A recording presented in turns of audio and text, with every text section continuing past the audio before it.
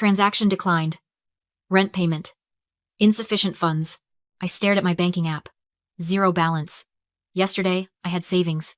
Today, I was broke. Then, another notification dinged. Instagram. My mother just posted a video. I clicked it, and there they were, my parents, Gary and Linda, clinking champagne glasses in a Las Vegas penthouse suite. The caption read, "Living our best life." They didn't miss my college graduation because of an emergency. They missed it because they were too busy blowing $24,000 that they stole from me. Before I tell you exactly how they stole $24,000 without hacking a single password, and the trap I set to ensure they never spent another dime, drop a comment, letting me know where you're watching from. If you've ever had to pay the price for trusting family, hit subscribe. You need to hear this. I'm a risk analyst. My entire career is built on predicting bad outcomes and preventing them. I can spot a fraudulent wire transfer from a continent away. I can audit a company's ledger and find a decimal point error that hides $1 million. But the biggest liability in my life wasn't a hidden algorithm or a shadowy hacker. It was two people named Gary and Linda. And the tool they used to rob me wasn't a piece of malware. It was a form I signed when I was 18 years old. It's called being an authorized user. 8 years ago, right before I left for college, my parents sat me down. They looked so concerned, so loving.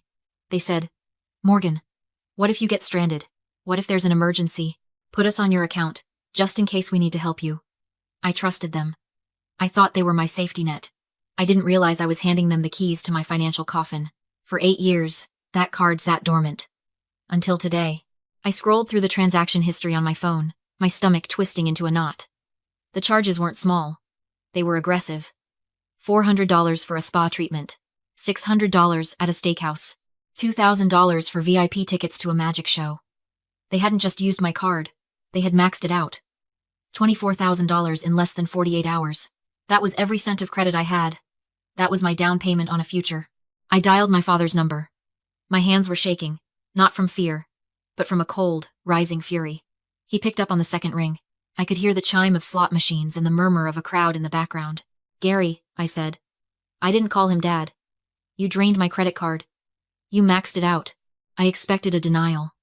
I expected a panic, maybe a lie about how the card was stolen. Instead, I heard him laugh. It was a wet, heavy sound, like he'd already had a few drinks. "Morgan, relax," he said, his voice slurring slightly. "We're celebrating.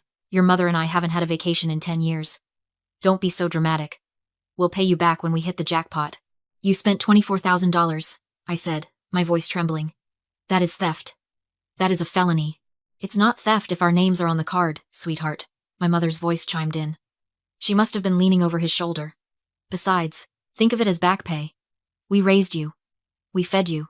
We put a roof over your head for 18 years. You owe us a little fun." I stared at the phone. Back pay. They were billing me for my own childhood. You might be asking yourself why I didn't cut them off years ago. Why did I keep that card active? It's something psychologists call the sunk cost fallacy of bloodlines. It's the same logic that keeps a gambler at a slot machine. You've put so much in so much love, so much patience, so much hope that you feel like you can't walk away. Because if you do, you lose everything you've invested. You keep pulling the lever, hoping that this time, they'll finally be the parents you deserve. You tell yourself that their love is just one spin away. But looking at that bank statement, seeing the evidence of their gluttony while I stood in a rented cap and gown with an eviction notice looming, the illusion finally shattered. I wasn't their daughter. I was their retirement plan. I was an investment vehicle they were finally cashing out. "I need that money back," I said, my voice steadying. "Now. Or I go to the police." "Oh, grow up," Gary snapped, the laughter gone. "We don't have the cash. We're illiquid right now. But we have a solution. Stop crying about your credit score and listen. We have a way to fix this. But you're going to have to do exactly what we say." "What solution?" I asked. The air in the room felt thin, like all the oxygen had been sucked out. "Your grandmother," Gary said. "She's sitting on a pile of cash in that trust fund. Millions, Morgan. And she's barely lucid half the time. It's just sitting there, waiting for the state to take it when she kicks the bucket." "Grandma is in hospice," I said, my voice ice cold. "She is dying." "Exactly," Linda interrupted, her voice chirpy, as if she were suggesting a new restaurant. "She won't need it much longer. But here's the problem, she's stubborn. She won't release a dime to us. She thinks we're irresponsible. Can you believe that? But she loves you, Morgan. You're the golden grandchild, the one who went to college, The one with the shiny corporate job. Get to the point, I said. The point is, Gary said, his tone sharpening. She'll listen to you. We need you to go see her. Cry a little. Tell her you found a house, a nice starter home with a white picket fence, but you're short on the down payment. Tell her you need $50,000. She'll write the check to you. You cash it, transfer the money to us, and we pay off your credit card. We keep the rest as a finder's fee. Everyone wins. I felt bile rise in my throat. They weren't just thieves, they were vultures, circling a dying woman. They wanted me to look my grandmother in the eye, the woman who had slipped me $20 bills for books when my parents claimed they were broke, and lie to her on her deathbed. No, I said. I am not defrauding a dying woman to fund your gambling habit. You find another way to pay me back. There is no other way, Gary shouted, the facade cracking. We don't have the money, Morgan. It's gone. The casinos, the hotel, the dinners it's spent. We are tapped out. Then sell the car, I shot back. Sell the boat you haven't used in 3 years. I don't care. Fix it. You're not listening, he said, his voice dropping to a low, menacing register. If we don't pay that bill by the end of the month, do you know what happens to your credit score? It tanks. It drops like a stone. And what happens to a senior risk analyst with a delinquency on her record? What happens when your firm runs its annual background check and sees you can't even manage your own debt? I froze. He knew. He knew exactly how my industry worked. In the world of high finance risk assessment, personal financial liability is a fireable offense. If I looked like a credit risk, I was a security risk. You lose your job, Linda said softly. You lose your apartment. You lose that fancy new life you think you're so much better than. Unless you help us. It wasn't a request, it was a hostage negotiation. They were holding my entire career at gunpoint, fingers on the trigger, smiling like they were doing me a favor. So that's the deal? I asked, my voice devoid of emotion. I help you rob Grandma, or you ruin my life? We're helping you save your life, Gary corrected. Think about it. We'll be in Chicago on Sunday. We can have a nice family dinner, go over the details, and make sure you get your story straight before you see her. Don't be stupid, Morgan. Family helps family. The line went dead. I lowered the phone. I didn't scream. I didn't throw it against the wall. I walked over to my desk, opened my laptop, and pulled up my bank statement again. Negative balance. Pending charges.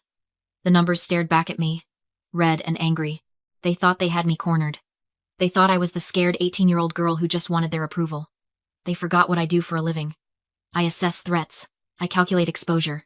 And when I find a liability that cannot be mitigated, I eliminate it. I wasn't going to let them ruin me. And I wasn't going to let them touch my grandmother. I picked up my phone and dialed a number I hadn't used in years.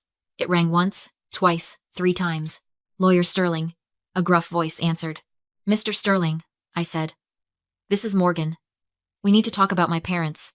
And we need to talk about my grandmother's trust. I called Gary back 10 minutes later. My voice wasn't shaking anymore. It was flat, hollowed out. The voice of a daughter who had finally been broken.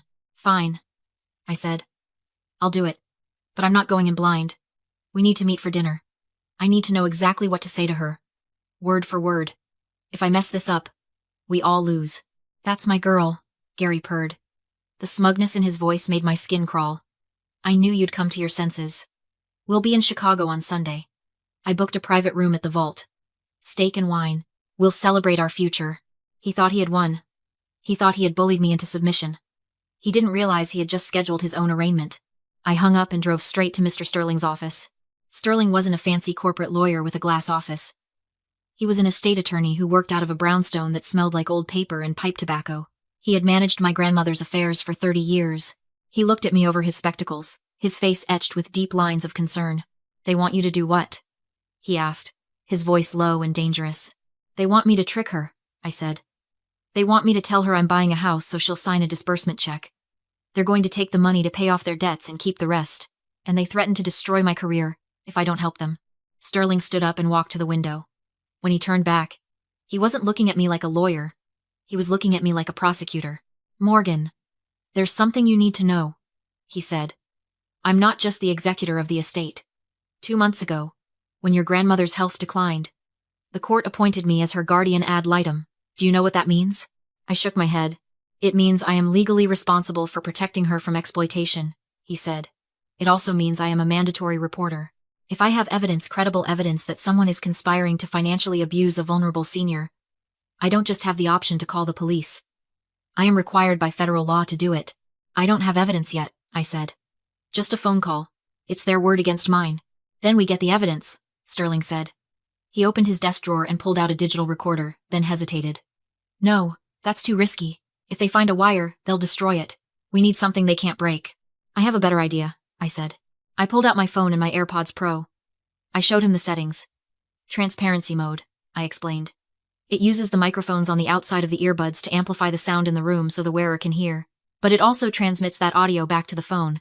If I'm on a call, the person on the other end hears everything in the room as clearly as I do. And the recording? Sterling asked. I won't record it on the phone, I said. I'll set up a live stream to a secure cloud server. The moment the audio is captured, it's uploaded instantly. Even if they smash the phone, even if they throw it in the river, the file exists the second it happens. Sterling nodded slowly. A grim smile touched his lips. I'll be on the other end of that call, Morgan.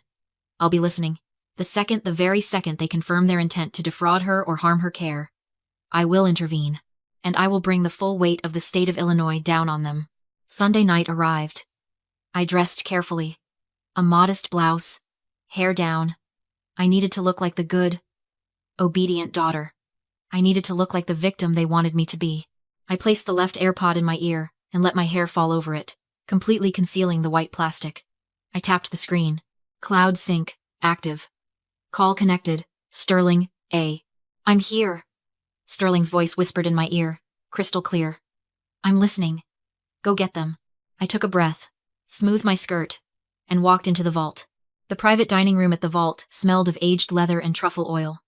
It was a soundproof glass box, designed for backroom deals and illicit affairs. Tonight, it was the stage for a confession. Gary sat at the head of the table, scanning the wine list like a king surveying his domain. He ordered a bottle of Cabernet that cost more than my first car. Linda was busy adjusting her diamond earrings in the reflection of her spoon. They looked comfortable. They looked like people who had gotten away with it. I took my seat. The AirPod in my left ear hummed with a faint static, the sound of Lawyer Sterling breathing on the other end of the line. I'm sorry, I said. The words tasted like ash. I overreacted about the credit card. I was just stressed about work. You guys are right. Family helps family. Gary slammed the menu shut and grinned. It was the smile of a predator who sees the prey expose its throat. I knew you'd come around, Morgan, he said, reaching across the table to pat my hand. His palm was damp. You're a smart girl. You know how the world works. You scratch our back. We keep your little secret from your boss. Exactly, Linda chimed in. We're doing this for you, really. To protect your future. I poured the wine. My hand didn't shake. I watched the dark red liquid fill their glasses, thinking about the poison I was about to serve them. There is a specific kind of agony in feigning submission to the people who abuse you. It's not just lying. It's a physical contortion. You have to shrink. You have to soften your eyes when you want to glare. Unclench your jaw when you want to scream. You have to smile while every instinct in your body is screaming, run. I raised my glass. To the plan, I said. To the legacy, Gary corrected, clinking his glass against mine. He took a long drink, wiping his mouth with a linen napkin. All right, let's get the story straight. Tomorrow, we go to the hospice center. You go in alone. You're crying. You tell her you found the perfect house, but the seller needs cash now. You tell her it's a distress sale, a once-in-a-lifetime deal. And the check? I asked. She writes it to me. Directly to you, Linda said. Ask for 50, 60 if you can. Once it clears, wire 50 to us to cover the debt. Keep the rest, your commission. I needed them on record. But what about Grandma? I asked carefully. If the trust drains, they'll kick her out of hospice. Gary laughed, slicing into his steak. That place is bleeding us dry. $5,000 a month for Jell-O and a parking lot view? We're stopping the bleeding. Where will she go? State facility on 9th, he said flatly. It's free. She's 89. She won't know the difference. So we dump her? We protect the legacy for the living, Gary snapped. That money is ours. Did you get that? I whispered. Gary frowned. What? I removed the AirPod and set it on the table. I switched my phone to speaker. I got it. A voice said calmly. Loud and clear. Gary went pale. This is Thomas Sterling. The voice continued. Court-appointed guardian ad litem for your mother. You've just confessed to elder abuse, wire fraud, and grand larceny. Police are en route. Your assets are frozen. Gary grabbed my phone and smashed it against the wall. Silence. Then he locked the door. He picked up his steak knife. This is what psychologists call an extinction burst. The moment a narcissist realizes control is gone and escalates to violence. You think a recording matters if you're not alive to testify? He hissed. He lunged. I backed away, grabbed a wine bottle, smashed it, and raised the jagged glass. You're already done, Gary. The recording is in the cloud. He charged. The door exploded inward. 2 waiters tackled him. The knife skidded across the floor. Sirens followed. At the precinct, Sterling confirmed the charges. Aggravated assault, elder abuse, conspiracy, wire fraud. Bail set high. Then came the problem: my debt. My parents' assets were frozen. I was safe, but financially trapped. Sterling handed me a check from the estate trust. Emergency bridge loan. You saved the estate millions. This covers your liabilities. The exact amount. The next morning, I held my grandmother's hand at hospice. They can't hurt you anymore. She stirred. Later, I paid off the card and removed 2 names from my account. Gary Moore. Linda Moore. No hesitation. Cutting off toxic family isn't cruelty. It's self-defense. If you're holding on because of blood alone, this is your sign to let go.